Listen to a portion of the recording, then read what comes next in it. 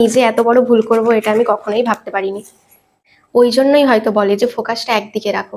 তুমি জীবনে সব একসাথে টানাটানি করতে গেলে কিন্তু ব্যালেন্স করতে পারবে না। আজ আমি তোমাদের সাথে একটা মজার ঘটনা শেয়ার করব। এই যে পার্সেলটা দেখছো এটা কিন্তু এখনো আনবক্সিং হয়নি, বাট আমি এটা দীপাবলির জন্য কিনেছিলাম। এটাতে একটা লাইট আছে যেটা আমি দীপাবলিতে রুমটাকে সাজাবো বলে অর্ডার দিয়েছিলাম অনলাইনে। এবার কথাটা হলো, আমার কাছে আরো দুটো লাইট আছে, একটা ব্যালকনিতে আর একটা ডাইনিং।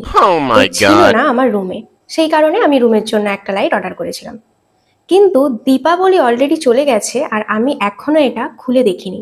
মানে আমার মনেই ছিল না যে লাইটটা আমি অর্ডার করেছিলাম বলে।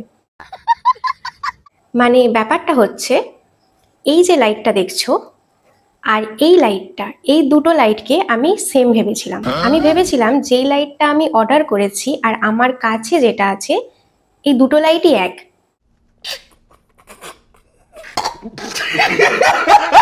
আর আজকে ফাইনালি আমি এই নতুন লাইটটা খুঁজে পেয়েছি। তারপর আমি রিয়েলাইজ করলাম যে এই দুটো লাইট সেম নয়। They are not same, they are different. মানে জাস্ট একবার ভাবো, সেই দীপাবলি কবেই চলে গিয়েছে আর আমি এখন বসেছি দীপাবলির পার্সেল আনবক্সিং করব বলে। ওই জন্যই হয়তো বলে যে ফোকাসটা একদিকে রাখো। তুমি জীবনে সব একসাথে টানাটানি করতে গেলে কিন্তু ব্যালেন্স করতে পারবে না। আর সেটা আজ আমি রিয়েলাইজ করলাম। তো যাই হোক, চলো প্যাকেটটা আজ আনবক্সিং করি। আমি অলরেডি একবার আনবক্সিং করে ফেলেছি, কারণ আমি এটা ভাবছি যে এটাতে সত্যি কি আমি যেটা ভাবছি সেটাই আছে নাকি অন্য কিছু আছে। কিন্তু ব্যাপারটা হচ্ছে, আমি নিজে এত বড় ভুল করব এটা আমি কখনোই ভাবতে পারিনি। আর এই ভিডিওটা আমার বানানোর একমাত্র কারণ হলো পরের বছর যেন আমার সেম ভুলটা না হয়।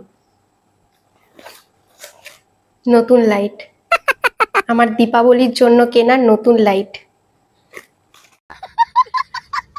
ব্যাপারটা হচ্ছে, এখন এই লাইটটা রিটার্নও নেই যে আমি এটাকে রিটার্ন করে দিতে পারবো। আর এটা আমার এই মুহূর্তে খুব একটা কাজে আসবে বলে আমার মনেও হচ্ছে না, বাট এই কন্টেন্ট ক্রিয়েশনের সুবাদে হয়তো দেখি এটাকে যদি কোথাও আমি কাজে লাগাতে পারি। তেমন বেশি কিছু না, আমার নিজের কিছুটা টাকা চলে গেল। তো যাই হোক, পরের কোনো ভিডিওতে তোমাদেরকে দেখাবো যে এই লাইটটা কোথায় আমি কাজে লাগালাম।